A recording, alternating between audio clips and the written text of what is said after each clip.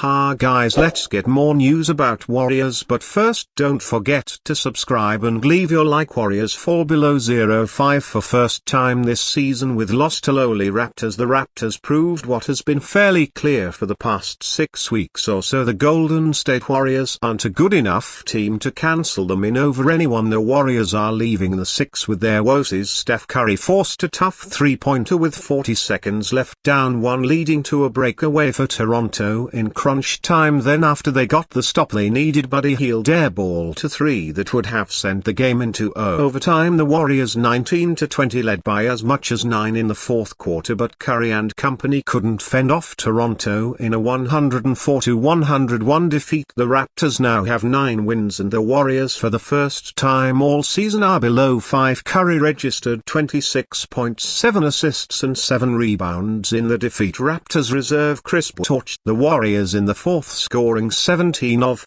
his 18 points in the final frame. Before the game, Steve Kerr and some Warriors were talking about how in 2021 the Raptors smacked Golden State 130-77 in Tampa Bay. It was during the pandemic and marked one of the lowest points of Kerr's 10-year tenure. Nico Mannion, James Wiseman and Jordan P. were the only Warriors to lock at least 30 minutes, and post-game press conferences were masked over Zoom. The Warriors won a championship the next year. Now they're trying to scale up the mountain again, fighting against harsh conditions. The peak looks higher and higher every day. Their step down the mountain Monday came without Draymond Green, who was ruled out with an illness and lingering back injury, as well as Jonathan Kuminga and other rotation regulars. Andrew Wiggins, playing in his first game in his hometown of Toronto since 2018, hit a pair of early threes, but the other Warriors struggled to make the Raptors pay for selling out on Curry. Donovan Mitchell, nicknamed Off Night for his tenacious on-ball defense, top-locked Curry anywhere he went. Several Warriors' offensive possessions went nowhere with the ball swinging aimlessly around the perimeter. Golden State has had a bottom 10 offense for 6 weeks, and even the poor opponent didn't make them look improved. The Warriors made 1 field goal in the last 4 minutes of the first quarter and scored 7 points in the first 5 minutes of the second period. When Curry returned, the Warriors went on a 14-2 run. As usual, everything changes when he's on the court with 2 minutes left in the half. He pulled up from the edge of the Raptors logo. The Warriors starters gained some separation to begin the second half, with Wiggins losing Scotty Barnes on a crossover and sticking a 3 to make it 65-59. Stephen Curry believes the Warriors should avoid desperate trades that would hurt their future. The Golden State Warriors dropped to 19-20 on the season following a 104-101 loss to the Toronto Raptors at Scotiabank Arena on Monday. It's becoming clearer by the day that the Warriors need to make a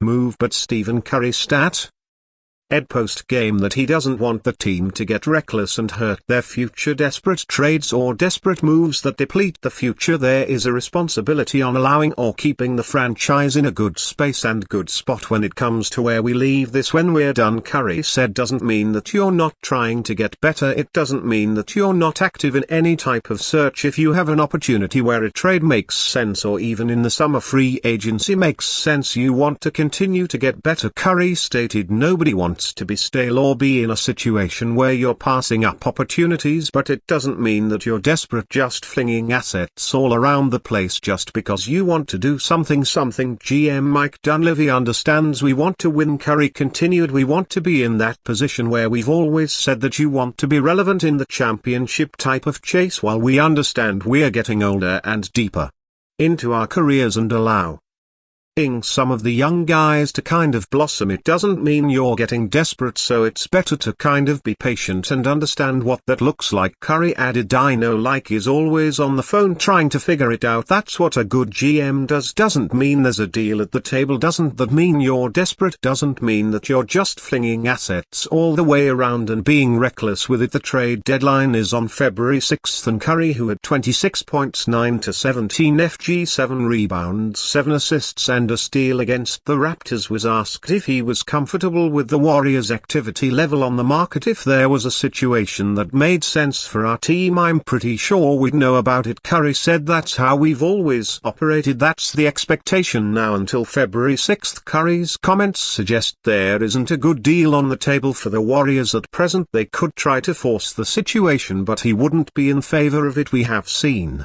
many superstars over the years not care too much about the future of their franchise in their older years, but the two-time MVP doesn't fall in that category. That is quite admirable, but Curry wanting the Warriors to keep an eye on the future hurts his chances of adding to his resume. As things stand, it is hard to be optimistic about the 10-time All-Star chances of winning a fifth title with the franchise. Curry isn't the only Warrior icon who thinks this way, though. Draymond Green is also not in favor of trading major assets in win-now moves. He stressed that the Warriors must not panic and should only make the right moves. Warriors should reconsider trade stance to try and steal controversial All-Star, with their interest in Jimmy Butler having reportedly dwindled over recent weeks. It appears the Golden State Warriors are unlikely to make a significant blockbuster trade before the February 6th deadline. Not only are the Warriors increasingly unlikely to pursue Butler according to The Athletic, but they're also reportedly not in the market for New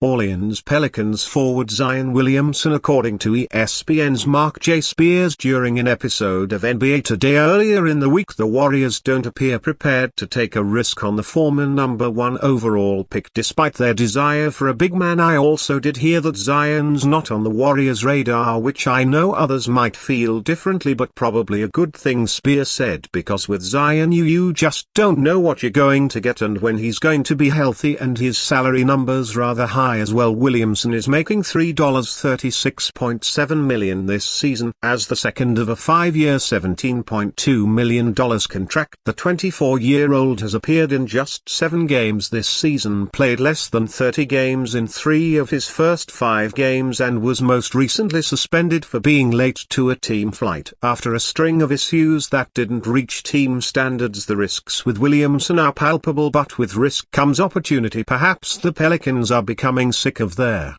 controversy surrounding the young forward and his work ethic, professionalism and inability to ultimately stay on the floor. Now would be a perfect opportunity for Golden State or another rival team to try and steal Williamson at a price that belies his on-court talent. He averages 24.6 rebounds and 4.2 assists on nearly 60% shooting throughout his career. The Warriors missed a opportunity for Zach LaVine during the offseason, rejecting a trade proposal that now looks regretful as the 2X All-Star continues to fire for the Chicago Bulls. Maybe Golden State should learn from that if an opportunity presents itself, particularly given Williamson is younger and an even greater on-court talent. The Warriors appear stuck, going nowhere this season, sitting with a mediocre 19-19 record that sees them far from deep playoff contention. Trading for Williamson would be more about getting his body and mind right for next season, with the hope that a new home could bring renewed focus and injury luck. The Warriors are moving